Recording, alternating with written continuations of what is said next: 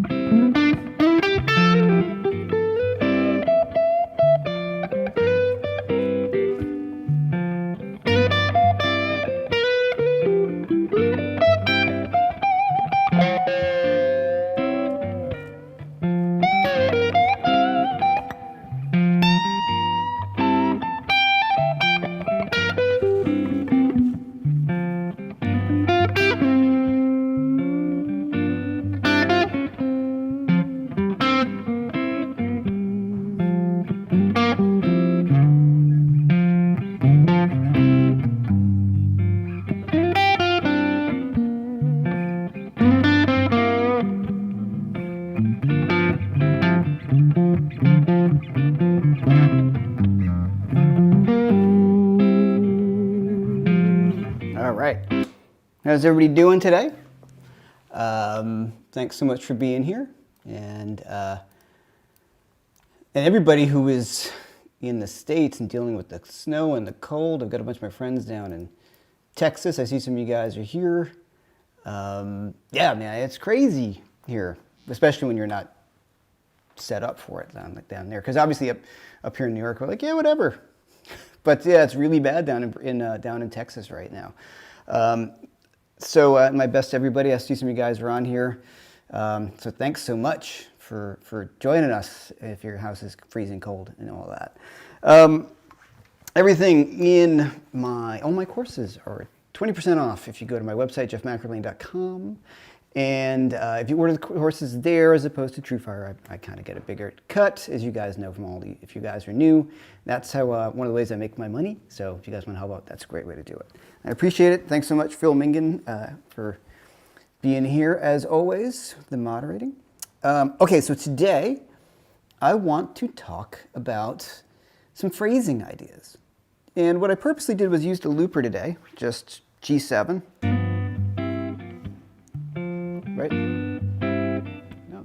Thanks, Zeta. Right? So just kind of playing over this groove, just G7. And I want to talk about getting into doing some phrasing, especially on the blues. Phrasing is one of those tricky things to teach, like, well, you just play better or something like that. So that's a difficult way to kind of look at it. Like, how do you teach someone how to phrase? So the first thing you have to do is learn other people's solos.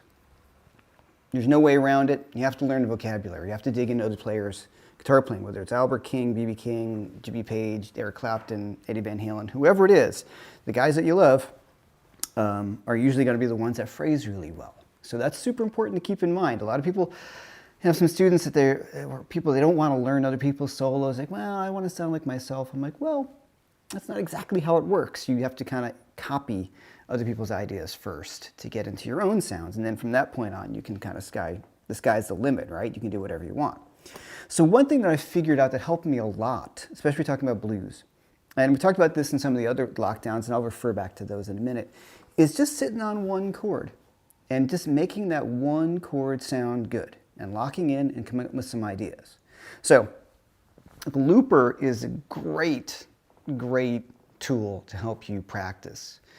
The interesting thing is, first of all, how do you get a looper to work right? It's a good question. I assume some people are asking. So I have a looper on the floor. I'm going to show you here with my kind of ditto looper. Here's how you do it. You play your lick first, right? So I'm going to sit there in my groove. I'll kind of give you an idea. I'll play this, and we're going to pretend it's this. So play. So I'm playing that from Imagine. So 1, 2. I'm going to turn on the looper on the downbeat. 1, 2, 3, 4, 1.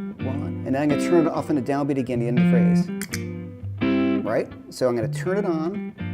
So I'm going to do it again, fake it again. 1, 2, 3, 4. 1, 2, 3, 4.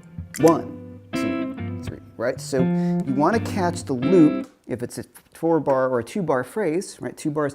You want to catch it so your end of the phrase is actually the downbeat. The beginning of the loop is actually you re-recorded the downbeat of the first 2 bars. Does that make sense? So a lot of people try to catch it at the end, and then the loop is lopsided. And then it's a nightmare because you're trying to play over something that might be 4 bars and 7/8 long, and just the groove, you'll lose it each time. So that's important when you're looping. The other thing to think about too is to play the groove first. So I'll sit there and do,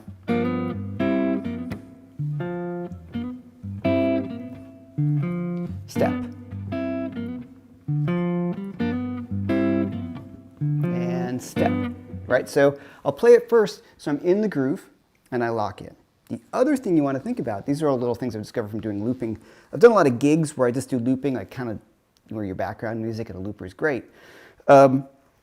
You sometimes have a tendency, or I do, most people do, to hit that downbeat really hard. So you have to remember, when you step on a loop pedal, don't hit it hard or else your loop will sound like...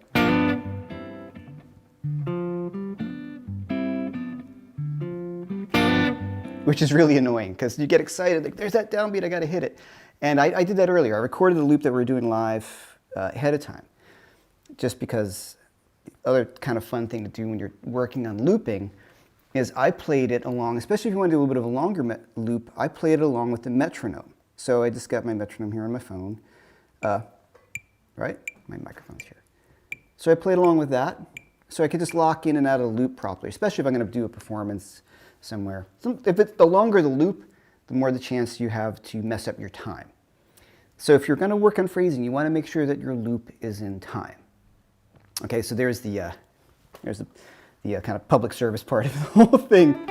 Looping is tricky. You got to work on it. Robbie Calvo, my friend, great guy, great guitar player, has all these great courses on looping. But that is the trick about starting the loop, is getting the loop right.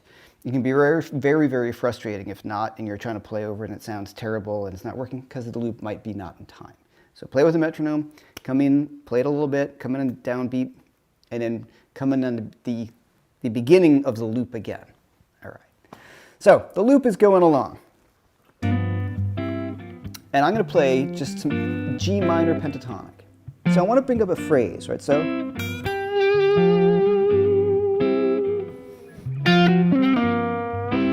Okay. So that to me was a complete sentence.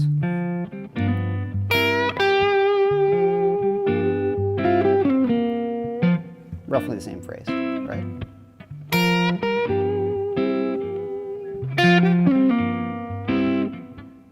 Okay, so I feel comfortable that that is like something that felt right. So your good idea is to target a downbeat to end your phrase.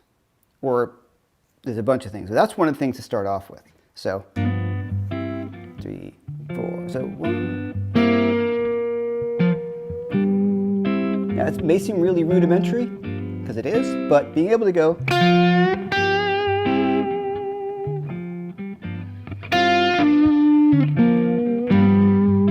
I got that downbeat right.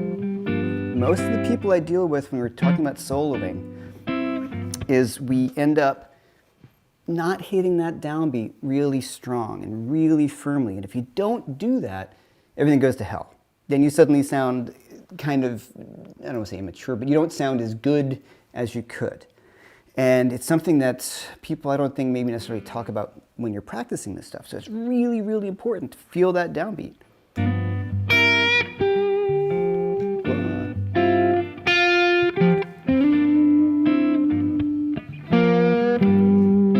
Downbeat, then downbeat.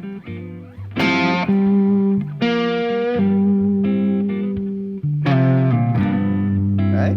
Now, ending everything in a downbeat can be a little tedious after a while, but you really want to be able to do it.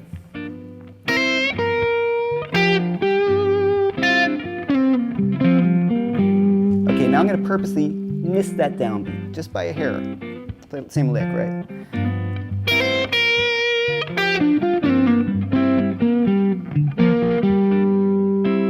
Right? It just came in that little bit early, even simpler. As opposed to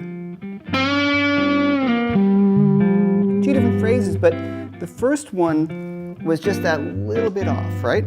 And that little bit off just kind of ruins it. If you listen back, all the great players, it's going to be clearly on an upbeat or clearly on a downbeat. It's the loose timing that you can save loose timing. Say if you're just kind of doing like a repeated kind of sputtery lick, or just kind of a crammed lick where you're trying to fit a bunch of notes in there. But as long as you end on a downbeat or a solid upbeat, then you're going to pull it off.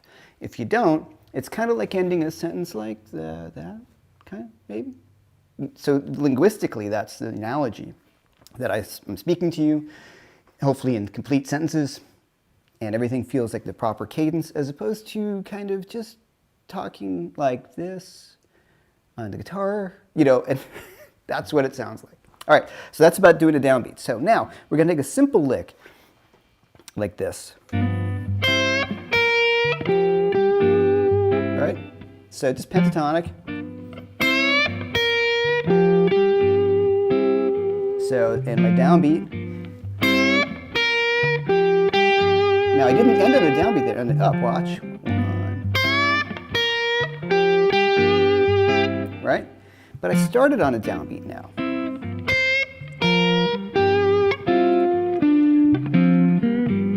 So just playing those quarter notes on those downbeats. 3, 4, 1, 2, 3.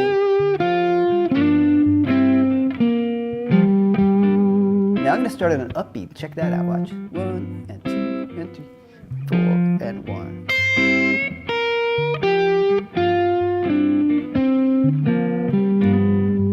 Pretty cool, that difference between starting a downbeat, 2, 3, 4, 1, and starting on an upbeat. Right? So starting on that offbeat makes a huge, huge difference in the way the phrase sounds. It actually sounds cooler. So you watch, and 1. As opposed to starting everything on a down. That feels kind of square to me, but watch. And 1. So I'm starting on that offbeat. And 1.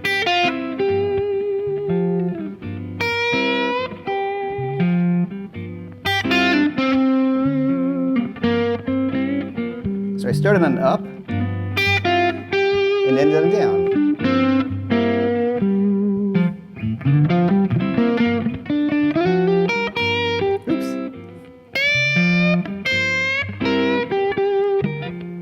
upbeat. So those little licks like that, as rudimentary as it may seem, in my experience, this has been the largest problem that most people have when they're worried about their phrasing. They're like, I just don't sound that good. It's because we haven't, or you haven't, or the royal we, or whatever, spent the time to go, okay, I'm going to start in a downbeat, I'm going to start in an upbeat. How does that feel? Does that feel good? Okay, let me get that internalized, and let me go with the line. I want to end that on a downbeat. Now, when I'm soloing, for real, I don't think, yeah, I'm going to start on an upbeat. I'm going to start on a downbeat, or I don't think about that at all. That's because I've practiced a lot and played and messed around. And when you got a loop going on like this, you're not thinking about the bigger picture of the song or making the chord changes or playing a 12-bar blues or all this kind of stuff. Just the one chord. So you have the opportunity and the freedom to start picking through and finding a lick that you like or an idea and then refine it. Okay, I'll get to questions in a minute, but the idea of refining a lick then. Okay, so you've all done this, right? If you've got a loop, you're playing along with something or a jam track, and you go, well, that was a cool lick, and then you just let it go. All right, so it's important to not let the lick go. If you find a thing that you like, and it was close or not, then stop everything and then work through it. So let me just see what comes out.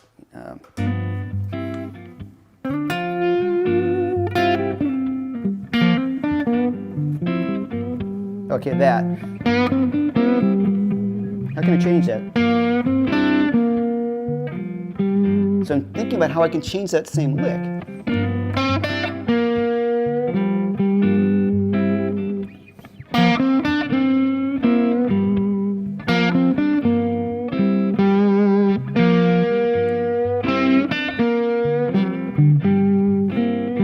Right?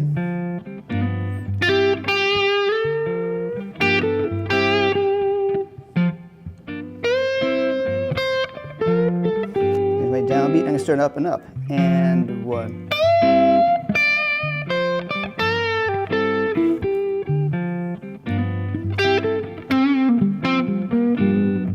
Okay, so this is one of those ways to start digging into phrasing. You want to listen to Albert King, right? One of my favorite records that live in San Francisco, where he's just so great. He's so great on everything. But the phrases are often very short, very succinct, and very precise. And that's the thing that you want to start to build up, these little smaller ideas. And you can start to do the phrases that are over the bar line, those longer things that some of the stuff that I did, like, you want to turn my volume down? Like, those kind of faster licks. To me, I'm just starting to build up of an easier phrase.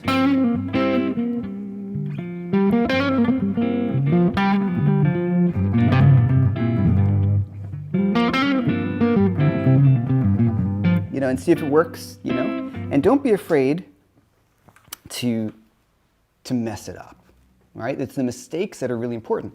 And what I'm also practicing here is how to recover, right? You play a bad lick or a bad note, and how do I keep that going, right? How do I recover from that? And by sitting here and just working on one chord and just vamping over it, and then you can change feels and keys and all this, you start to discover when you make a mistake how you can work your way out of it. And I did. I made a mistake. I remember this when I was playing, I hit like a bad note. I hit an F sharp, which, it's not a good note. So I worked it.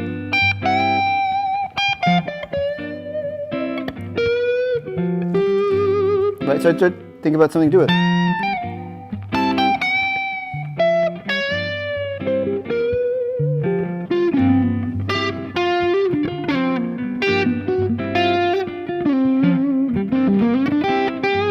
Okay. Now, one other little idea that I like is just we're going to shoot for G7. Right? We're playing G7. I'm going to play a G minor pentatonic scale. I'm going to play a little pattern. And I'm going to try to end on a chord tone of each one. Same pattern. Now, that's not a chord tone. We'll figure that out then.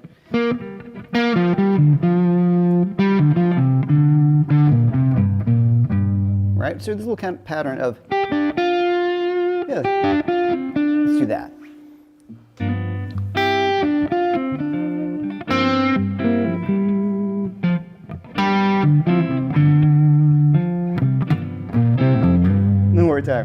Let's take it over.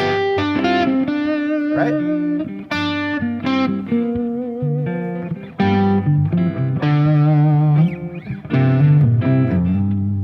So that little idea.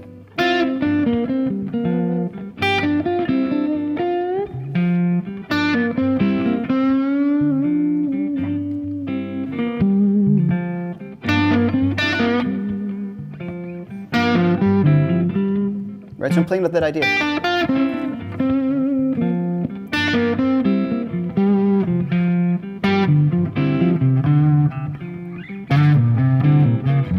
So I'm taking a melodic pattern and repeating it. And it could be a rhythmic pattern. So there's any melodic pattern you can do. You just repeat it through the scale, just like we can do a rhythmic pattern, which is just as important.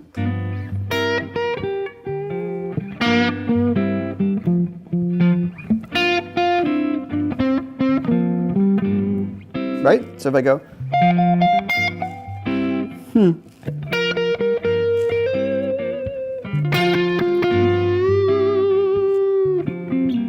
Right, so I took this little rhythmic idea.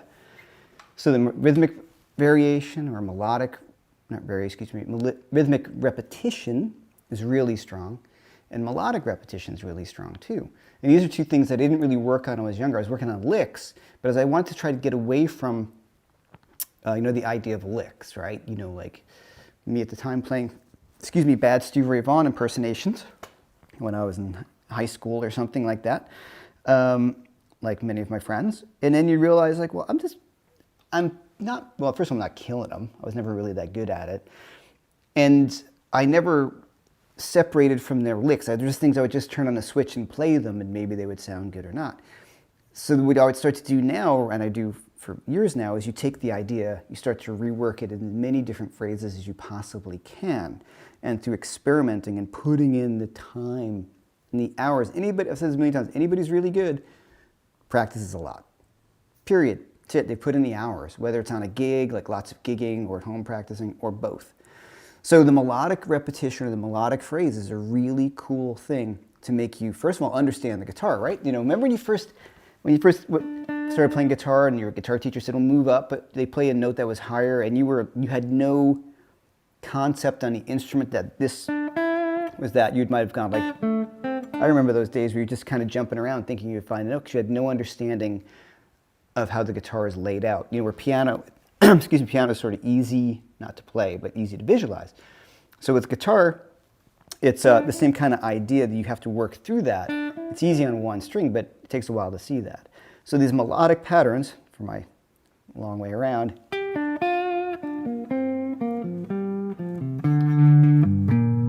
right, those kind of things, or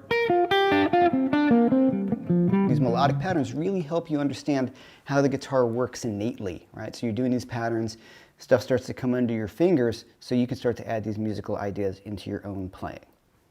Okay, so I'll get to questions now, but that's the main thing, learn other people's solos, not so much to impress your friends, but learn how somebody builds a solo and constructs it and works on the phrasing.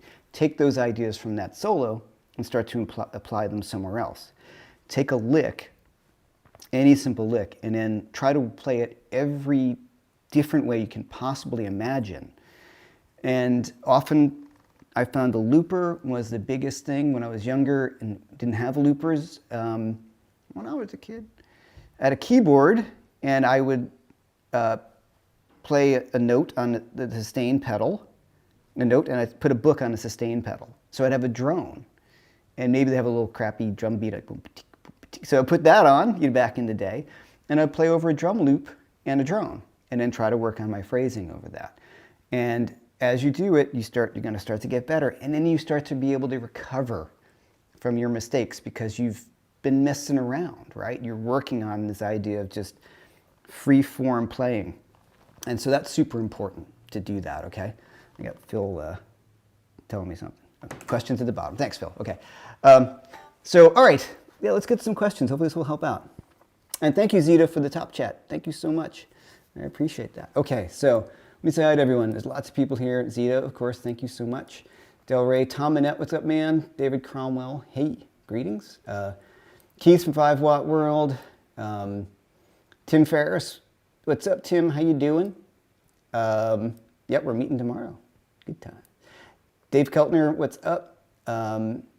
Briggs Minch, Graham Ross, all the people. John Crowley, Jason Carter, S.E. Nesbitt. All right, I can go through all these. Everybody, thank you so much for being here. Matt Kidney and Matt Gibson. What's up, Matt? How you doing? In Australia. Other people from Australia. Okay.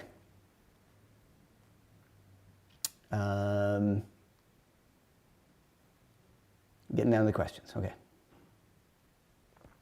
Oh, still getting there. Lots of. I realized a lot of times when I'm soloing and playing, I pay too much attention to the chat while I'm playing, and it looks really weird. So that's why I put the chat and I hit it. So while I was playing. Okay.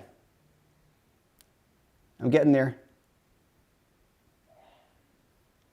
All right, just going down the questions at the bottom that Phil gave me. Phil was texting me. Okay.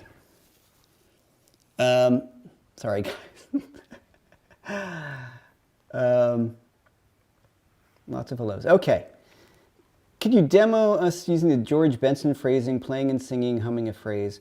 How would you develop these lines from your head to the guitar?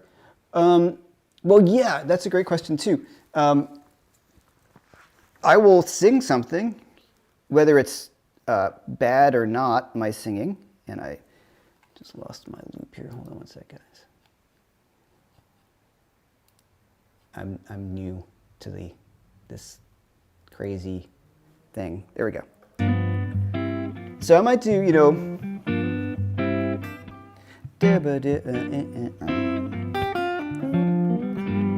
and I'm not so worried about getting the pitches just right. I'm not a great singer, but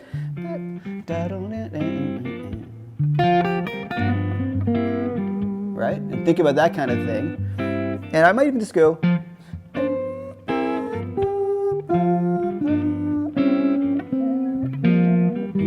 Right, so I'm not perfectly matching it to my voice, but I am hearing the sound. The blues scale, so I'm kind of familiar with it. Whether I nail the pitch, in my mind I'm nailing the pitch. But,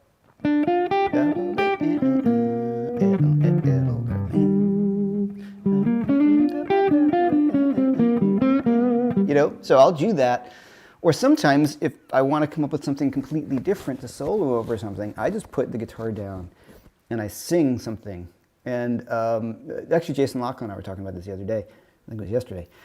That sometimes I will actually sing a melody into a microphone and over recording and see if I like it. Because you may play things very differently than you do when you're playing guitar, for sure.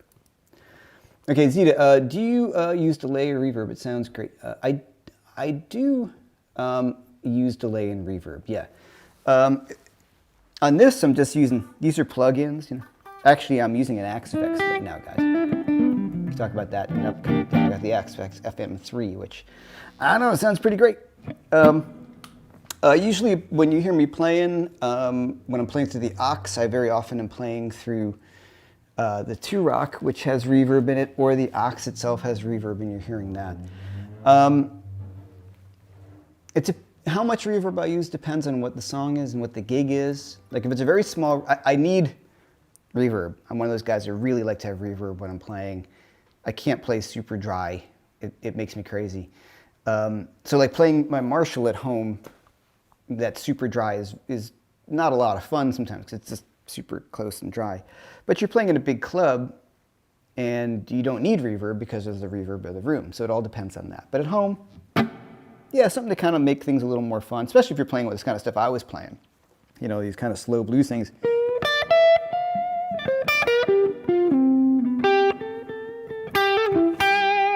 That really helps it out. Makes it sound much more pleasant to listen to.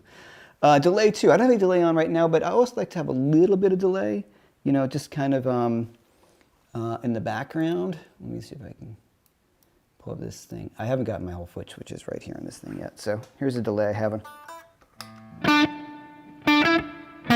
Hold on. Come on. Come on, delay. Go on.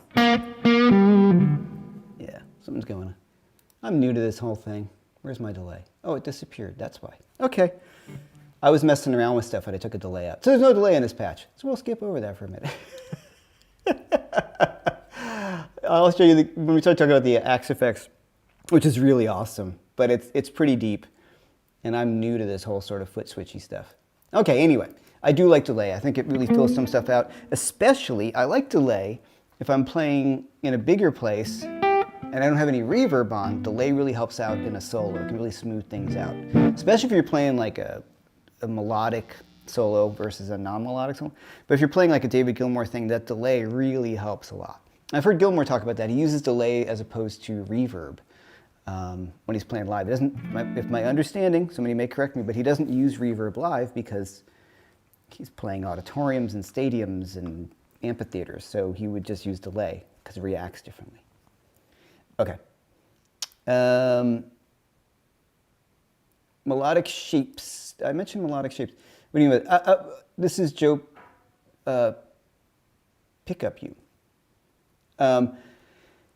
Melodic shapes, I mean more like melodic patterns. You know, like, you know, that kind of thing. You know, a repeated melodic phrase. Like early, like the Jimmy Page kind of thing, like that. That kind of idea, just a repeated phrase. And it doesn't have to be something fast like that. It can just be.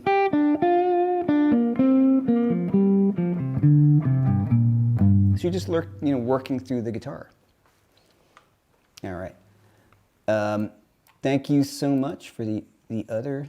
Who did the top chat? There's no name on. Oh, there we go. Zeta again. Thank you. Thank you so much. Appreciate it. All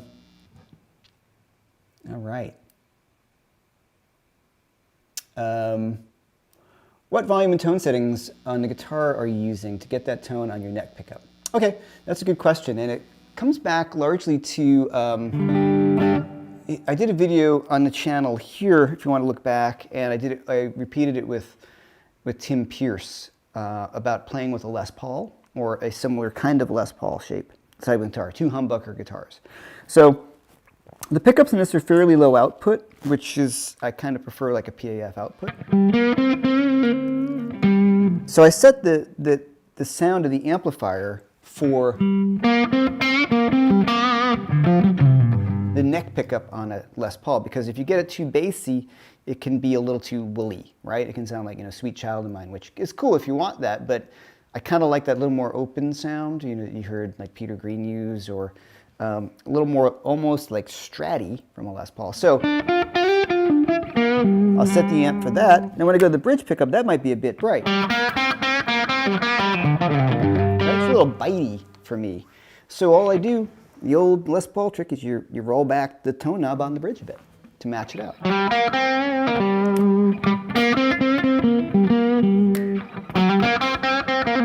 All the way up. A bit bitey.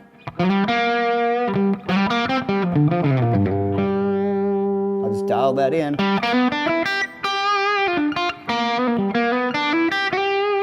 So it matches the high end a little bit. I do that on my Strats too. I set everything for the neck pickup, especially if you're playing with overdrive, because it's very easy to get that farty sound if you have too much low end on the neck pickup. It gets kind of tubby. So you set it brighter. So I set it for the neck pickup, and then you have your tone knob to dial in your bridge. So that's the thing, Love the Dan Electro piece you did, 5 Watt World. Oh, that's 4 5 Watt. I thought you were talking about. I'm like, that's not me. Dan Electro one was great. That was RJ. He plays great. Okay. Any tips for building up stamina? You can point me to any course. So you find yourself losing stamina in solos. Like, okay. I'll project 2 questions in that. How do you build up stamina physically? And that is just practice, running through melodic ideas, working on your scales, and then remaining relaxed, which is probably the most difficult thing, right? If you're especially on a gig and you're playing and you're squeezing and you're digging in really hard, that makes it harder to play, right? So you're kind of gripping. So you start doing this and your shoulders go up, and that happens to me sometimes too. I'm getting into it. So I just try to remember to stay relaxed and keep just keep everything as relaxed as possible. Also, this may sound totally ridiculous, but one of the best pieces of advice I can give to you is to practice soloing over the thing you are going to be soloing over. Sounds ridiculous, but it's not. A lot of people don't do that. Like if you're soloing over a tune with your band, and whether it's, I don't know, say you're soloing over a slow blues like I was kind of vamping on here, then practice at home soloing over that. So you start to work up ideas and create a solo yourself. So how do you get the stamina? Well, you take a background track and then you plan, okay, instead of soloing for 5 minutes, which you might not ever do, you solo, okay, I'm going to solo over this background track for 3 choruses, 3 times through, and I'm going to try to build a solo from there and record it back and listen and just see if that's something you like. And then you're going to start seeing ideas that you may or may not have liked. You're probably going to do a whole lot of cringing, as I do every time I hear myself play. Everybody's that way. Everybody's that way. Listening back to your playing, you're like, oh my God, that's brutal. So doing that really helps. Practice over the thing you are going to be playing over. Sounds obvious, but it's really important, and a lot of people don't do that. Also, like I said, create the solo. Make up a solo. Pretend you're going to play 3 times through, and then try to build up a solo. And if you have some faster ideas and licks that you want to put in, work on those. Just really fine-tune those licks or those ideas so that you have them, you know, in your back pocket. Or like if the tempo of the song is here, kind of maybe have the lick up to here, so when you're performing live, you have that headroom, all right? Little musical reference. Hope that helps. Okay. That jumped. Okay.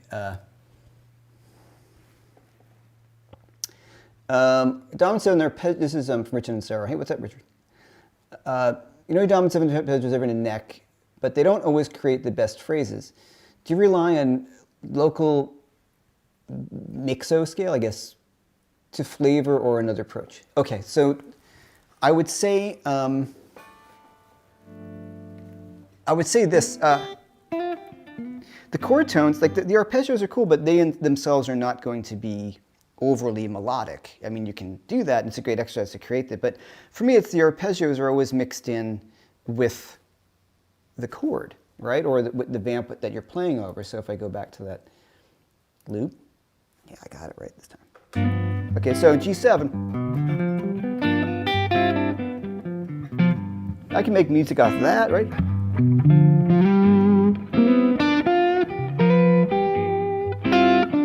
Oop. Yeah, after a little while, it's just an arpeggio. But if you start mixing with the minor pentatonic, right?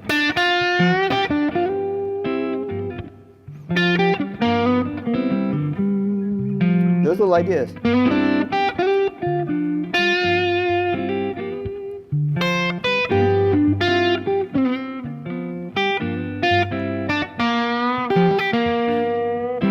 I'm still thinking. I'm still thinking dominant 7 arpeggio.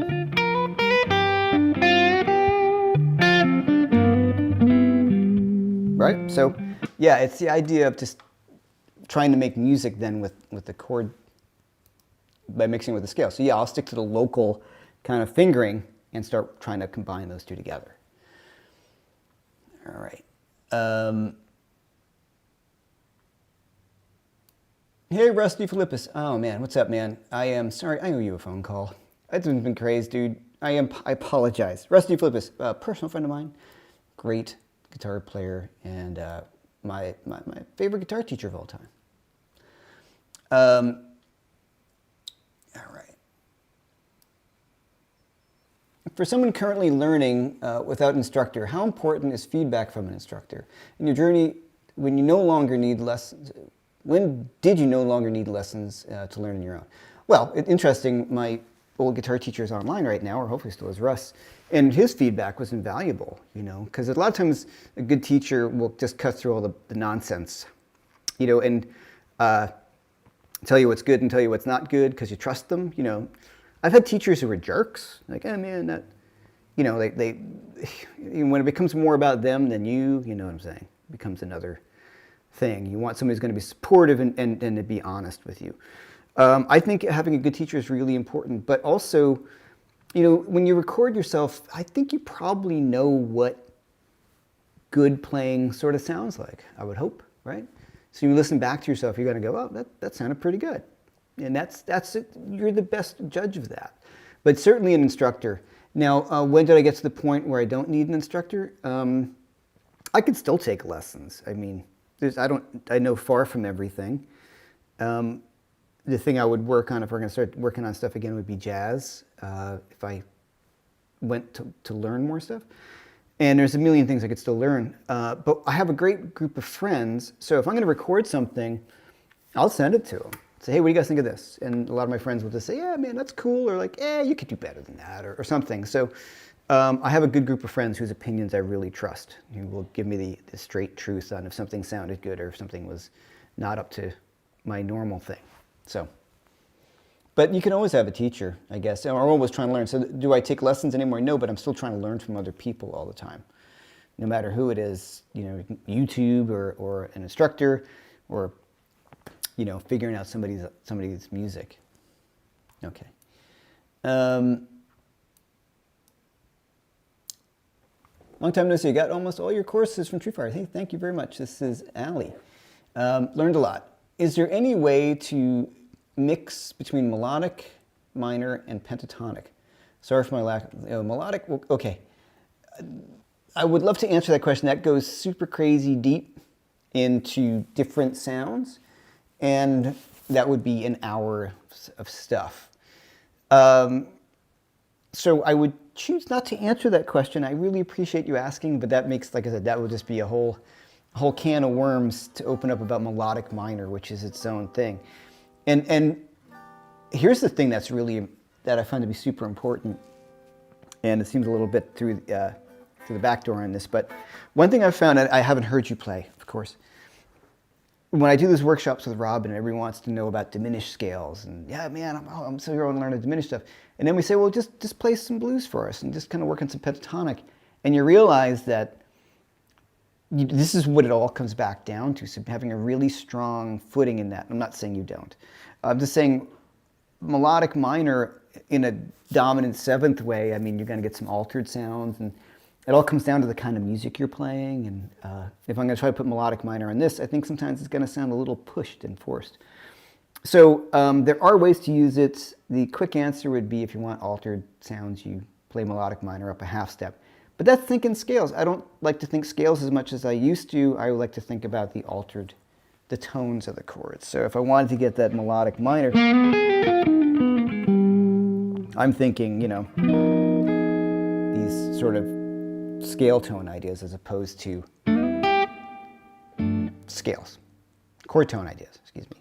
All right, sorry. That's a big question. Hey, Victor Abad, thank you so much for the tip there. I appreciate it.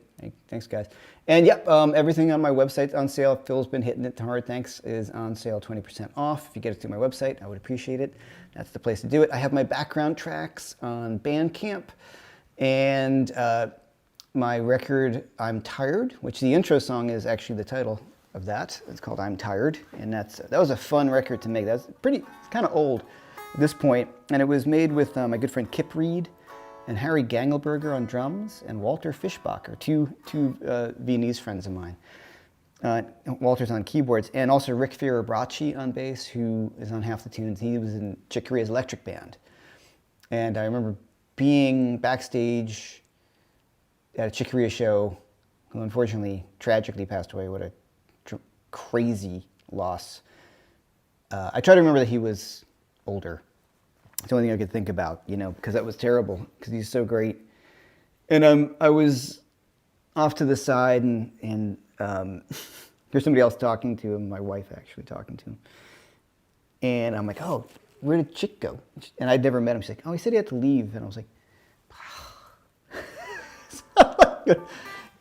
I know Frank Gabba. I've met Frank many times. I went to meet Chick, Anyway, there's my Chick Corea story. But yeah, crazy that he's gone. All right, it's a little off topic there.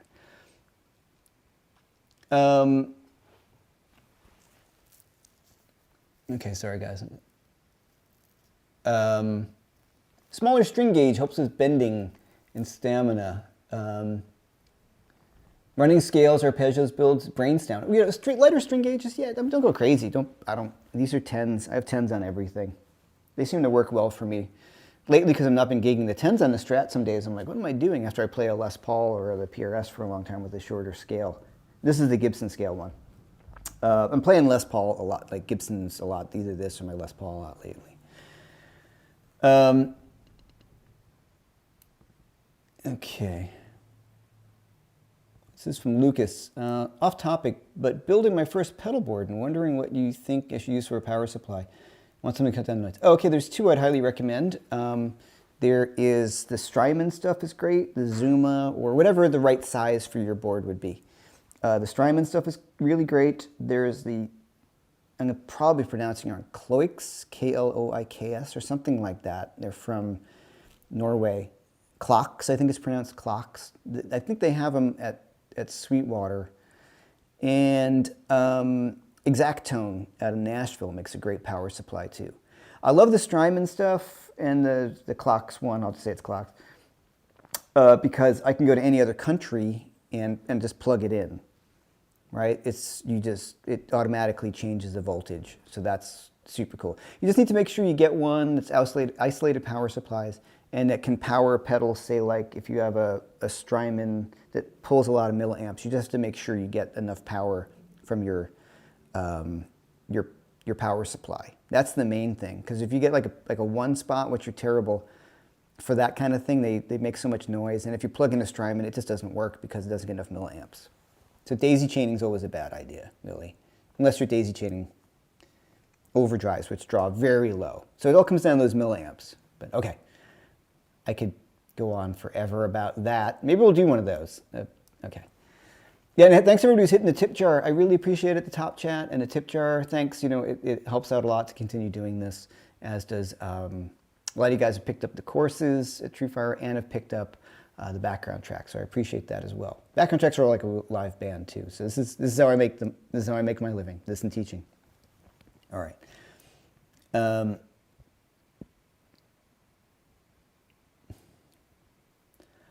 Suggestions for a brick or whatever you've not experienced with this stuff. Is that? I'm not sure what you mean by that. What kind of delay? Okay, what kind of delay do I use, and how much? And what do I use?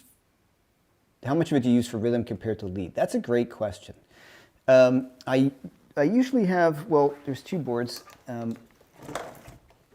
This is sort of, they always kind of morph. On this one, I have the Volante, which is great, and the Gladio pedal, which is super awesome, and the Univibe, and the KTR.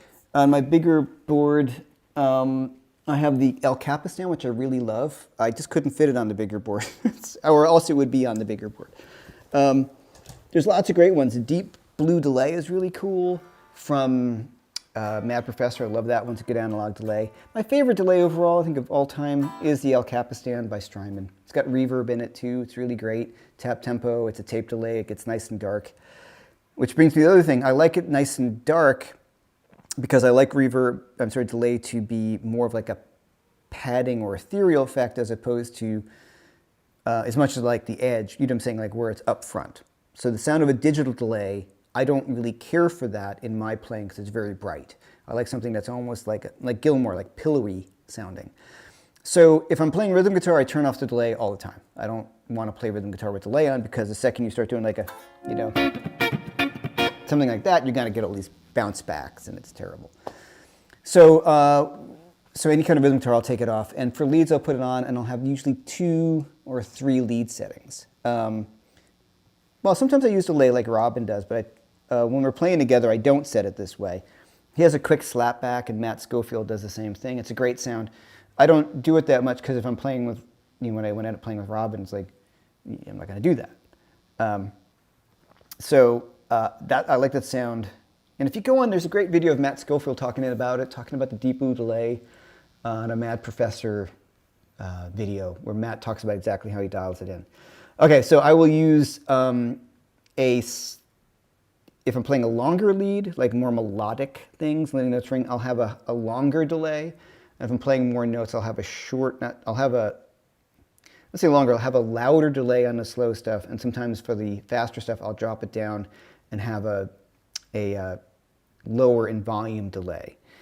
And it's usually, I don't know, 450 milliseconds. I don't go crazy with the tap tempo unless it's like a dotted eighth note thing like a Pink Floyd or the Edge thing where you really need it to line up. Okay.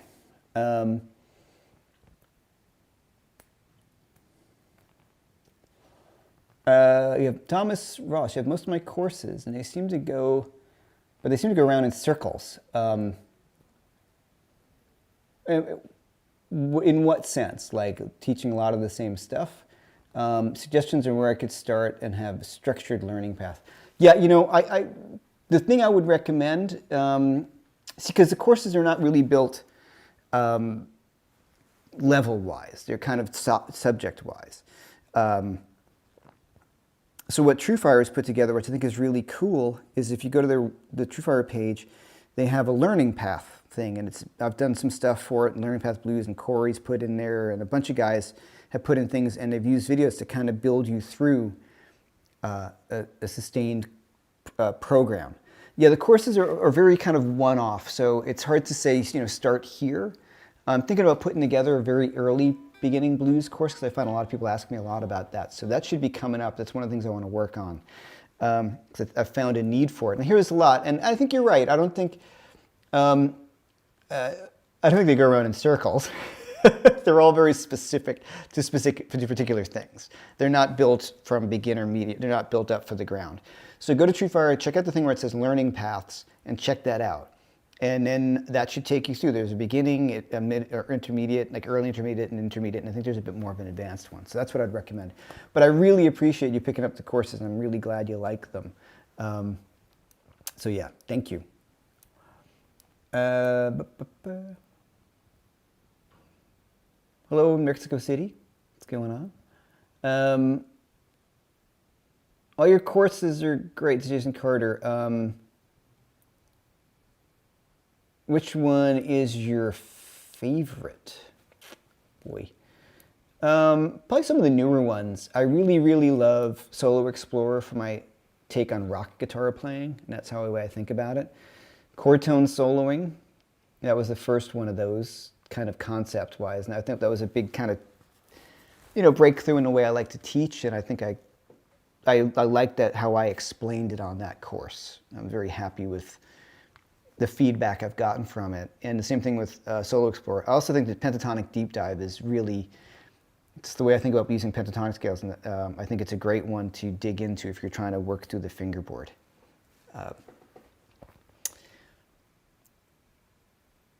Right, Solo Explorer and chord tone soloing. Thanks, Phil. Those are the guys, right? Those are the ones that seem to be the happen. The Bell Epoch delay is super cool. I have that one. It colors your tone a bit, so if you want that, I love that pedal into my Marshall because it acts like a little bit like that preamp that you get. All right, nerd stuff. I have not tried the Deco from Strymon. Have you tried Strymon Deco? I have not tried that yet.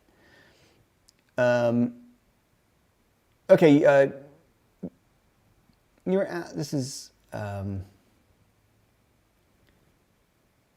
was wondering, you said you like to play Gibson scale guitars. Which is your first nowadays to gig with? Well, if there were gigs, I would probably bring my Les Paul. Or this, I mean, I love playing Strats. Don't get me wrong, like Strats are kind of the desert island thing. I've just been playing them my whole life, and I've just been kind of really enjoying playing Gibsons. There's a practical thing of touring with Gibsons. You got to carry them in a case. I've got a nice guitar. So carrying a case around with a Les Paul is a bit of a pain. So if I were to go on the road right now, I would probably take my black Tuttle with the two humbuckers and the Strat kind of thing. I would take that, or maybe this, because it's the Gibson scale, certainly more durable than a Gibson in that sense of the headstocks with the angles, but kind of just favoring those right now over Strats. So if you said you could only play one guitar for the rest of your life, it would probably be a Stratocaster, I think. Or not, I don't know. The great thing is I don't have to choose that. Ultimately, I'd love to have a Strat and a Les Paul on a gig. I would say a Strat or a Tele is more versatile than having a Les Paul on a gig. Like if you're playing any kind of funk gig or you don't know what you're going to walk into, Strat or a Tele will cover everything. Sometimes a Les Paul can be a bit too big sounding. So that's my one thing. So if I don't know what I'm going to do, if I'm going to a jam, which never happens anymore, I'm bringing a Strat. Excuse me. Say like the last time I jammed, but it depends on the jam. Like, okay, we're playing with Matt Schofield. I jammed with him before the pandemic, and I played the Les Paul because he's playing a Strat. So I thought it'd be kind of cool to have a different kind of sound. So, all right. Do I have a favorite guitar of my own? I don't know. Probably that. At the moment, it's the Les Paul is my favorite guitar. All right. First time seeing your channel. You're sticking around. This is Uncle Dave Zilla. Thanks, man. Thanks for being here. Appreciate you guys being here. Billy Gibbons chorus, guys like that.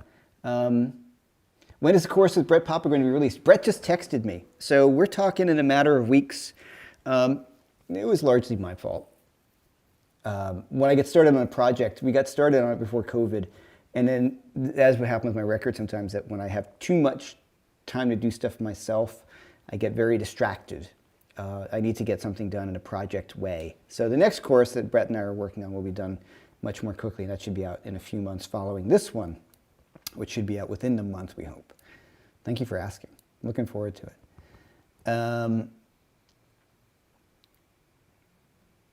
it. Okay. Just wondering if you had any situation playing without an amp. Just wonder if you had any situation playing without amp, like using a Strymon Iridium or that kind of cab sound. Okay, if I finished it. Yes, I've done some gigs like that. Well, I used to play some church gigs, which is, anybody knows me, it's very funny. Yeah, I've used the Line 6 stuff. I've done some gigs with the Fly Rig. I don't love doing gigs with the Fly Rig. The Fly Rig's great because it's this big and it's light. And I did a few gigs where I didn't matter. It was behind a singer-songwriter, right? So what I ever played didn't matter, like an outdoor gig. You're just playing something real quick. You plug it into the PA and everything's good. And the sound guy loves you and you're not worried about an amp.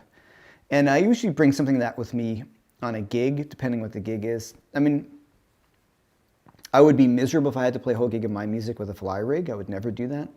But like some of those sort of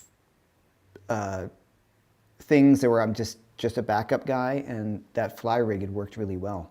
And this Axe-Fx is crazy good. I would not use it on a gig right now because I wouldn't know what I was doing. I would step on the wrong button. But they're being really cool, and I've got a phone call with them tomorrow, a Zoom call to kind of work through some of this stuff. Would I gig with this? Probably. Here's the thing about these Axe-Fx is it sounds amazing, as I think you guys are hearing. A lot of people use them already. I don't think I would use it with my band because I like the amp, and I'm in a small club usually. If I want to tour, like Metallica uses these because it's easier than running out with the amp. But yeah, I like those. This PRS does have split coils, yes. So, it sounds great. Doesn't sound like a Strat though. It'll cover it, but it doesn't suddenly sound like a Strat.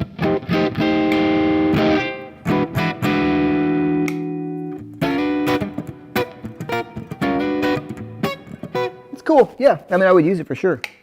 That's why I think this is a great guitar for many reasons. Guessing the church gigs were paid gigs, not because you're part of the flock. Yeah, that's pretty much it, yeah. I need a custom Tele with Ride Rage humbuckers. Yeah, I need more guitars. Everybody needs more guitars. That was Tom.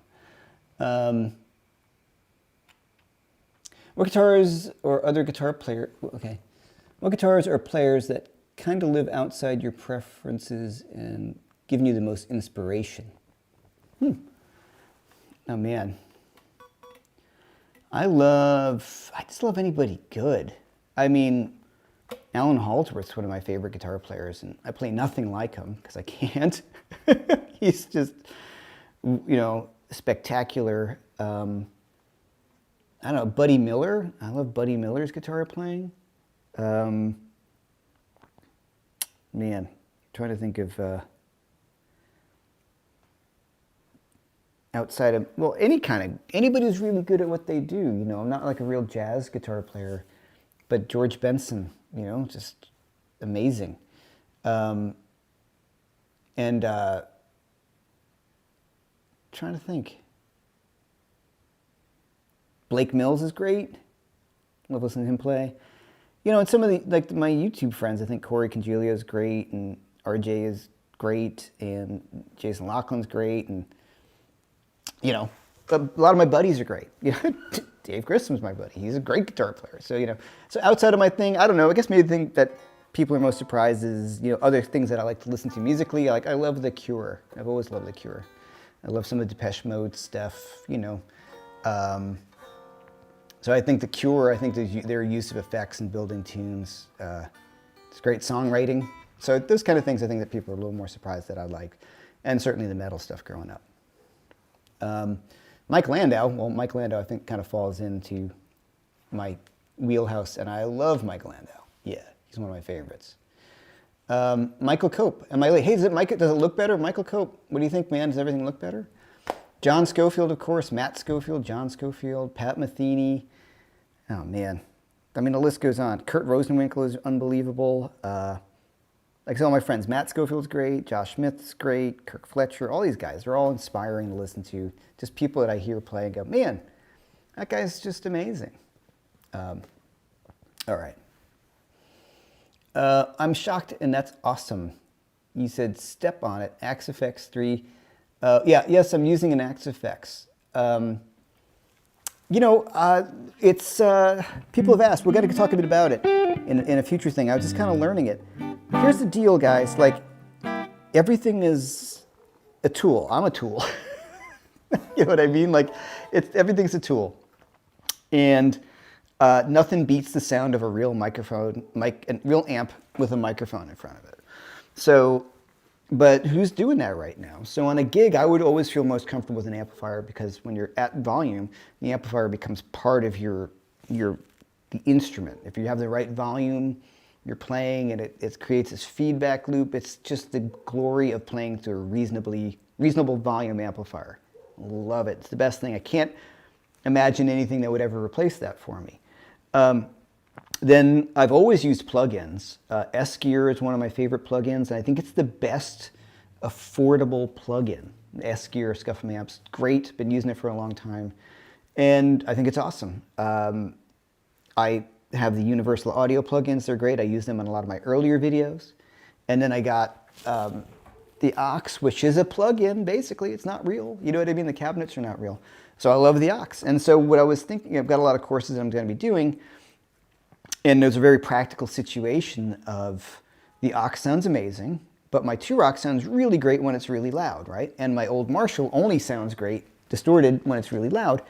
It's a 40-year-old amp, and am I gonna be, when you're filming courses, you have them on and on for hours. So am I gonna be running these amps at max volume or crazy volumes for hours and hours at a time to get that sound? So, you know,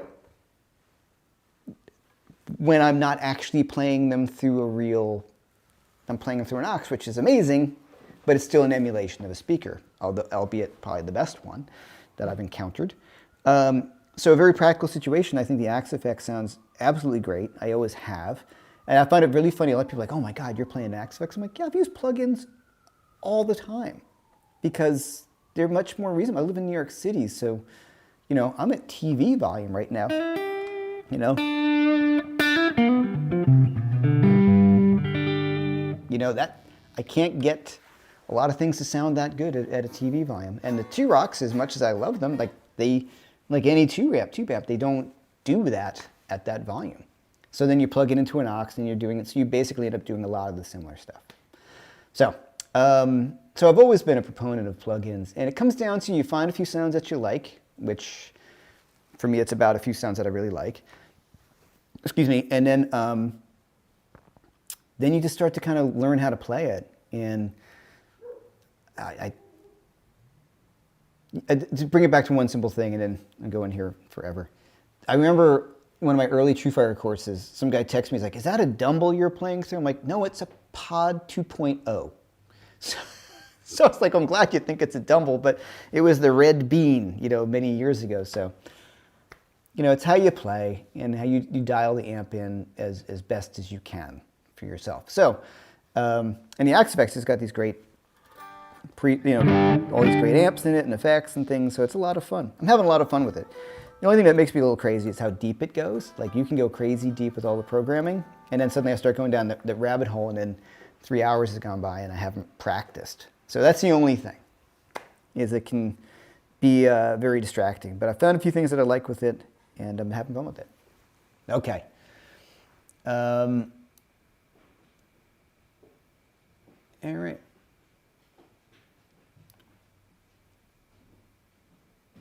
Okay. Yeah, Eric Gales is great. All right, any other questions, guys? Yeah, I mean, great guitar players, good guitar player, I was seeing like some of the YouTubey guys, for lack of a better name. Sean Tubbs, super nice guy, what a great guitar player. Though he's not a YouTube guy, but he's doing it now because everybody's locked up, is Tom Bukovac. Tim Pierce is a friend, greatest guy, what a guitar player. All these guys, just anybody great. Okay, how's the pooch? Well, I have two pooches now. They're both doing great. Bo and Stanley. I try not to have him up here because Bo is 10 months, and he's gotten big. And he just runs around, and he did knock over my camera when we first got him. So that made me go, okay, I kind of lock him out of this room while I'm doing this because I can't keep an eye on him. He's great, though. So Stanley's doing great, too. Unfortunately, we lost a cat, or Mr. Blackwell is gone now, which is a bummer. But it's price of pet ownership, isn't it? Okay.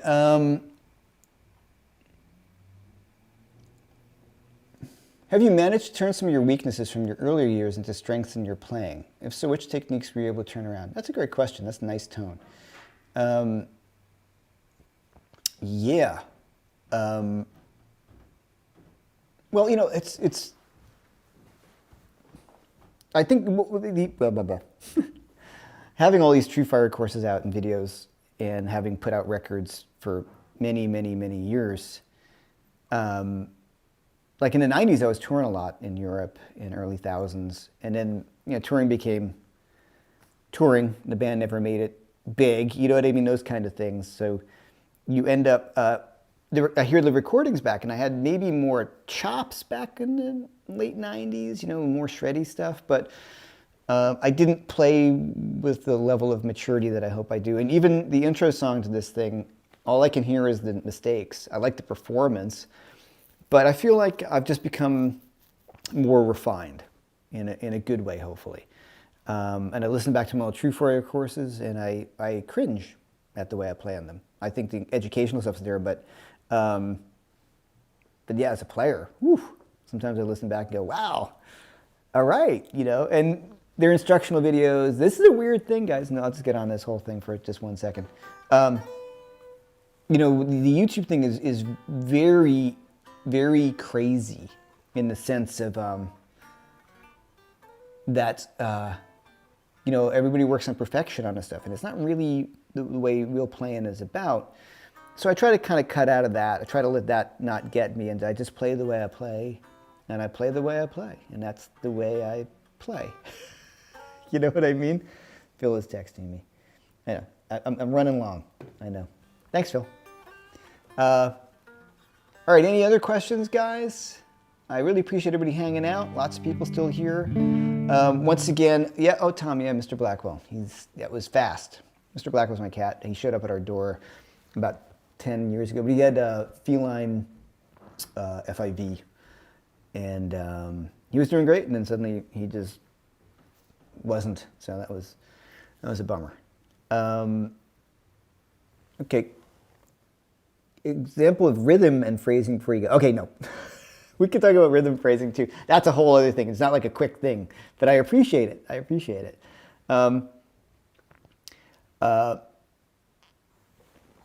Jordan Taylor, thank you. I love how you refined your guitar playing has become, but also love the raw aspect from that 60s, yeah. Yeah, the 80s, my contacts are all screwed up. And 80s too. Man, like, so that's the thing I'm doing with Brett coming up. We're doing a bit more of a rock course where I get a chance to kind of pull out the Yngwie licks, really. Well, maybe not Yngwie, but a little more rock and roll stuff, a little heavier stuff. So once again, all my courses at TrueFire, all my TrueFire courses are available through my website, jeffmcearlain.com. You get 20% off if you use the code LIVE25. I see a bunch of people hit the top chat, and a bunch of people hit the tip jar. I really appreciate it. Got some new stuff coming up. We have got some merchandise coming up, which I just got, which I'll just kind of show it in the camera, see if it shows. I got my first piece of sort of fan art, which will be on a mug soon. Let's see if we can get there. We're gonna talk to the artist, and he was like, "Yeah, man, use it." So there we go. Hold on. There we go. We're gonna get that on there. And so yeah, that's got the okay. So I'm gonna start setting that up. So Brooklyn Broadcast merchandise coming up. All right. Any questions that you have, guys? You know, I appreciate, and I appreciate you all being here. And I will see you next week, and yeah, we'll talk about more stuff. See you guys. Stay warm, especially down in Texas.